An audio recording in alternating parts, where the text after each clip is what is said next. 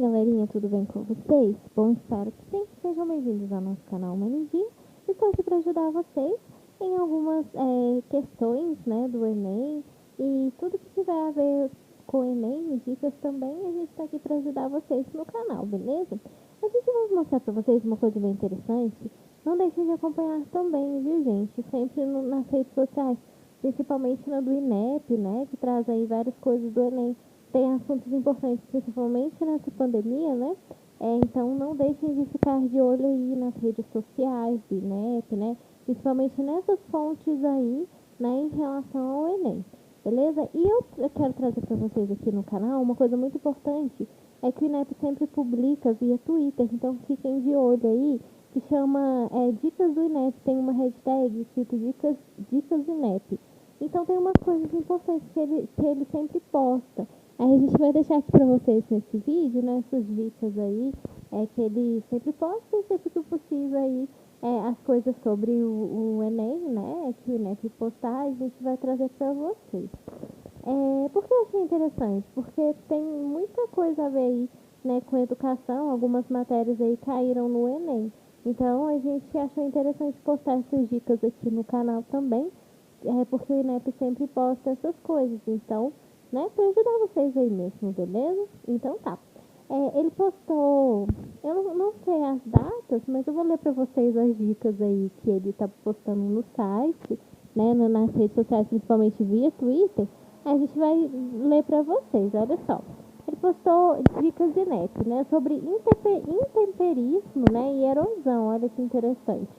Aí ele postou o seguinte: gente, pode ser que caia no Enem, pode ser que não caia, mas é interessante a gente deixar essas dicas aí, porque vai que tem alguma questão aí, né? O Enem gosta de abordar, e principalmente nesse período de pandemia, é importante a gente ficar ligado aí nas coisas que o INEP posta, não só por causa da pandemia, né? Mas, assim, é interessante a gente ficar de olho, né? Pode ser algumas dicas mesmo, como o próprio nome diz aí, dicas. Então, caindo ou não no Enem, vai ajudar aí vocês adquirir conhecimento, né, em relação a isso. São coisinhas simples, mas podem ajudar vocês aí, né, essas dicas aí em relação a isso que o Neto está postando. É interessante vocês, né, ficarem de olho aí nas coisas que ele postar, tá bom? Então tá, vamos parar de falar aqui, eu vou ler pra vocês as dicas. Gente, é no Twitter dele, viu? Ele sempre posta essas dicas aí, nas outras redes sociais também deve postar.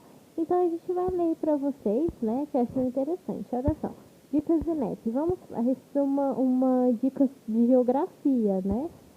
Vamos falar sobre as diferenças entre intemperismo e erosão. Aí tal. Apesar de muitas pessoas acharem que se... Opa, fugiu aqui. Peraí, gente, só um minuto. Fugiu aqui, porque eu salvei do print aqui vários negocinhos de dicas aqui pra vocês. Créditos ao INEP, né? Vamos lá. Apesar de muitas pessoas acharem que se trata do mesmo processo ou que os termos são sinônimos, é importante destacar que trocar conceitos pode gerar problemas em provas e testes importantes. Então, isso que eu achei interessante, viu, gente? Não deixem de olhar aí, principalmente, não só via Twitter, mas nas redes sociais, as dicas aí que o INEP for postando, né? Pode ser alguma coisa aí que vai ajudar no Enem. Então, fiquem de olho, beleza? É só uma dica mesmo, fiquem de olho mesmo. Também chamado de meteorização, aqui no caso, intemperismo, né? Ele tá dando a dica para não trocar aí, né, o conceito do que cada um significa. Então, essa é uma dica de geografia. Também chamado de meteorização, este conceito refere-se aos processos químicos, físicos e biológicos que são responsáveis pela quebra, desagregação, né, ou decomposição das rochas. Vale lembrar que é por meio do intemperismo que se formam sedimentos e solos, constituídos basicamente por rochas decompostas e degradadas. Desculpa, gente. Erosão, né? Conjunto de etapas que reúne o desgaste, o transporte. Então, a diferença. Essa já é a erosão. O desgaste, o transporte e a deposição, aqui no caso, de material sedimentar, o que? Partículas de rochas e de solo. Portanto, a erosão é um processo de transporte das partículas de rochas que foram desagregadas ou decompostas pelo intemperismo. Então, olha só, né? Ela é aí, essas partículas aí que foram desagregadas ou decompostas já pelo intemperismo. Então, tem diferença entre aí a erosão e o intemperismo, beleza? Então, é importante a gente lembrar disso, né? Logo, ambos se tornam ocorrências interligadas. Então, ou seja, um vem do outro, né? Estão interligados aí. E que atuam na dinâmica de transformação do relevo. Beleza? Então, essa daí é uma dica, né? Pelo que a gente viu aqui de geografia. Né? Eu vou procurar deixar para vocês aqui no canal também, a gente vai procurar deixar uma playlist só disso, só dessas dicas de NEP, né? Porque é importante, né? A gente ficar de olho aí nas coisas que o NEP postar e vai ajudar vocês. Vai ficar aí no Enem, então, né? Eu vou ficar de olho aí, beleza? A gente vai deixar uma playlist aqui para vocês. Beleza, essa daqui parece que é de geografia. Agora eu vou ler uma outra também que ele postou, né? Sobre. Deixa eu ver aqui. Eu acho que não tá completa, mas é só uma dica aí também de linguagens, né?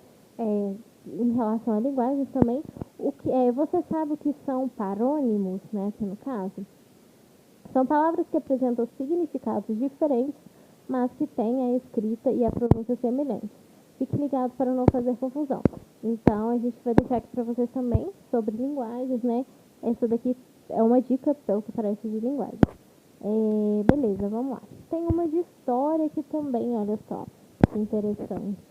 Dicas de NEP, né? Você se lembra de como é a história romana é dividida? Olha que interessante, né? Ele postou o seguinte: para começarmos a recordar, devemos destacar que a civilização romana se desenvolveu em torno do mar Mediterrâneo, Europa. Então, ó, guardem aí, viu, galerinha de humanas, ó. Europa, Ásia e África fizeram parte do território, dominado pelos romanos, que se construíram um poderoso império a partir dessas conquistas. Então, olha só, a Roma ela é dividida aí, né, ó, de acordo com isso. Então, olha aqui, ó, a história da política da Roma antiga divide-se em 3 fases. Então, não esqueçam, tá bom, gente? Olha só, monarquia romana, que foi o quê? O período que durou até 509, né, no caso aqui antes de Cristo, quando ocorreu a expulsão deixa eu comentar aqui, dos etruscos, né?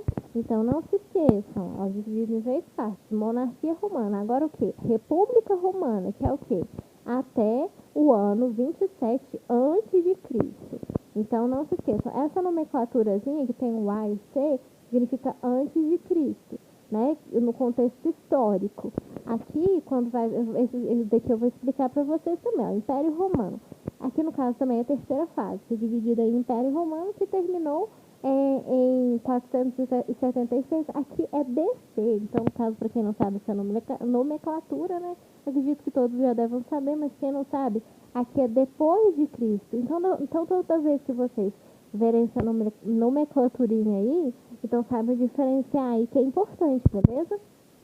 Então tá, essa foi uma dica aí de história para vocês aí, do Dicas de NEP. Tem outras também, tem uma aqui de física. O nosso canal Humanigia, ele é de humanas, né? Mas de biologia e linguagens. Mas como o INEP tá postando, a gente vai ler aqui para vocês essas dicas de INEP aí também, né? Mas só para deixar para vocês aí também, que são das leis de Newton, né? Aqui no caso, olha só. Então, para quem não sabe, não se esqueçam aí também das 3 leis de Newton. A primeira lei de Newton aí, o princípio da inércia, né? Então tá. Um corpo em repouso tende a permanecer em repouso, já um corpo em movimento tende a permanecer em movimento. Logo, segundo o princípio, um corpo só altera seu estado de inércia caso algo aplique nele uma força resultante diferente de zero. Primeira lei de Newton. Então, gravem aí, galera de exatas. Segunda lei de Newton, né? Princípio fundamental da dinâmica. Essa lei nos fala que quando aplicamos uma mesma força em dois corpos de massas diferentes, nota-se que elas não produzem a mesma aceleração. Assim, a força é sempre diretamente proporcional ao produto da aceleração de um corpo pela sua massa. Eu tô falando de aceleração, eu lembrei daquela série The Flash, né? Pra quem assiste, eles falam muito sobre força de aceleração. Então, é bem interessante, a galera aí que gosta de física vai gostar dessa série também. Então tá, terceira lei de Newton aí, princípio da ação e reação. A força é o resultado da interação entre corpos, ou seja, um corpo produz força e o outro recebe. Logo, para toda força de ação, existe uma reação de igual intensidade, mas que atua no sentido oposto. Beleza. Essa foi a dica do INEP aí também de física, né? Que o INEP postou aí. Deixa eu ver se tem mais. Vou colocar aqui para vocês. Agora essa daqui também, sobre frases, né? Essa daqui é de linguagens também, olha só. Como identificar, dicas de INEP, né? De linguagens, como identificar as diferenças entre frase, oração e período? Interessante, né? Vocês sabem a diferença, gente? Olha só, frase é o conjunto de palavras que possui, porque muitas pessoas podem confundir, né? Então tem diferença a palavra, mas a gente às vezes muitas pessoas confundem e não sabe o conceito, né? O conceito do que é o que, né? Então, frase é, no caso aqui, o conjunto de palavras que possuem um sentido completo sem precisar necessariamente de um verbo. A oração, o que significa? É a construção linguística que possui um verbo. Então, olha só a diferença, né? Ou uma locução verbal, mas não necessariamente tem um sentido completo, né? Então, olha só a diferença. Aqui, no caso, a frase, ela tem um sentido completo, ela pode ter, sim, o verbo, ou não, né?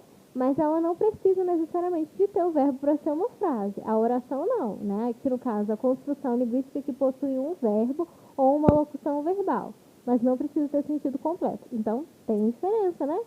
São coisas simples, mas são dicas muito importantíssimas, né? Então, é bom a gente pegar isso, né? Na toa que o Neto tá postando aí para ajudar aí o pessoal, né? Período, né? Estrutura com sentido completo, que contém uma ou mais de uma oração e, portanto, um ou mais de um verbo. Os períodos podem se dividir em simples e composto. O primeiro possui apenas uma oração. Já o segundo possui mais de uma. Então, interessante vocês também saberem a diferença desses três, né? Bacana essa dica aí de linguagem. Agora tem uma dica aqui de química também, olha só. Dicas de INEP. Você sabe a diferença entre o pH desculpa, e o pOH? Vamos ver aqui, né?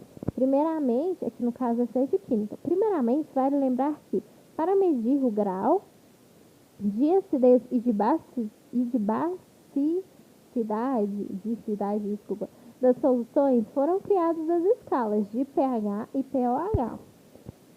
Então tá, olha só. pH, potencial ou potência. Hidrogenônico, né, no caso. Essa escala indica o teor de íons, deixa eu aumentar aqui, de íons hidrônios livres, né? H3O mais Ag, deixa eu aumentar aqui. Ag por unidade. Desculpa estar lendo aqui porque as letras aqui estão difíceis de ir. Aqui por onde eu estou gravando. O volume da solução. Quanto mais hidrônios houver, mais ácida será a solução.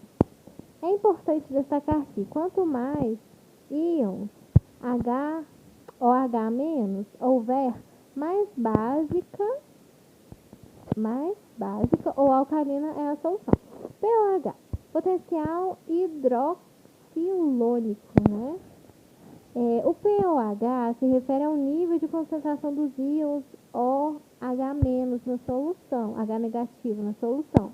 As duas escalas estão diretamente ligadas porque são complementares, né? Quanto maior o pH de uma substância, menor é o seu pH. Interessante essa dica também, né? Aqui no caso, ele destacando que quanto maior é o pH de uma substância, menor vai ser esse outro aí, né? O pOH. Beleza, essa daqui foi uma de química, né? Deixa eu ver aqui se tem mais pra vocês. Quando tiver mais, galerinha, a gente vai postar aqui pra vocês. Eu também recomendo vocês ficarem de olho aí no Twitter, do INEP, no Instagram também, porque é interessante, né? Vocês darem uma olhadinha aí. Vai que tem, né? No caso, tem dicas bem importantes aí, né? Olha só, uma de linguagens também, não confunda mais. Se você conhece palavras homófonas, o que são? São palavras que têm a mesma pronúncia, mas com escritas, nome interessante, né? Olha só. Mas com escrita e significados diferentes. Hoje vamos apresentar 3 delas para você não errar mais. Então, olha só. Beleza. É legal, interessante vocês também estudarem as palavras, né? Até para redação também, melhorar aí, né, o vocabulário aí, para ficar na norma culta, padrão, ficar mais chique aí. Mas enfim, vamos lá. A diferença, olha só. Muito interessante essa dica aí que o INEP postou. Olha só, diferenças entre sessão, sessão e sessão. Então, qual que é a diferença, né? Se você for pronunciar, não é nenhuma na pronúncia, mas na escrita sim, então tem diferença, né? Olha só, sessão com 2 S é o quê? O tipo de evento, reunião e espetáculo. Então, eu vou a uma sessão, igual no caso da frase. Chegamos atrasados e não tinha mais ingressos para a última sessão. Então, no caso aqui, essa sessão significa espetáculo, tem significado de espetáculo. E essa sessão embaixo? No caso aqui, né, é a transferência de um bem ou direito a algo ou alguém. Então, aqui no caso, significa na justiça, né? Olha só. A justiça determinou a cessão de seus bens aos herdeiros. Então, aqui no caso, é a transferência, é transferir. Então, perceberam a diferença, né? Agora, a terceira, cessão com C cedilha, né? No caso aqui, cortar em partes, divisão, parte de obras literárias e artigos científicos. Repartições públicas, setores de instituições privadas, subdivisões de estabelecimentos comerciais, entre outros. Então, olha a diferença das 3, né? Apesar da pronúncia ser a mesma, olha a diferença da escrita. Então, isso faz toda a diferença, né? Então, isso é o conjunto aí de palavras homófonas. Então, toda vez que falar, o que são palavras homófonas? É exatamente isso. São palavras que têm a mesma pronúncia, mas com escritas, né, no caso aqui, diferentes, né? E significados diferentes também. Eu esqueci de falar aqui, desculpa, exemplos, né, no caso, na última aí, a seção de ensino e pesquisa da universidade terá um novo chefe. Então, olha só a diferença, né? Importantíssima essa dica também de linguagens aí, né? Beleza, vamos lá. Tem uma aqui de artes também, deixa eu ler pra vocês. Só um minutinho, galerinha. Aí eu saí aqui do negocinho. Isso, vamos lá. De artes, olha só que interessante. De linguagens, né? E de artes. Sobre o cubismo. Inclusive, caiu uma questão aí no Enem sobre essa obra aí, esse quadro, né? Eu não lembro qual Enem, gente, me fugiu na mente aqui, mas caiu uma questão aí do Enem sobre isso. Você sabe quais são as principais características do cubismo? Então, olha só, deixa eu ler aqui pra vocês as principais características. Gente, galerinha, deixa eu voltar aqui. Caiu aqui, mas beleza, vamos lá. Você sabe quais são as principais características do cubismo? Em relação à forma, o que significa, né? O cubismo. O cubismo traz para a arte um tratamento geométrico. Então, o próprio nome você já deduz aí, né? A questão de matemática aí, né? Em relação à arte, a geometria, né? Interessante. Nas obras predominam, tá? Gente, toda hora tá saindo aqui, só um minutinho, gente. Predominam linhas retas, geralmente, aqui no caso, deixa eu colocar aqui pra vocês.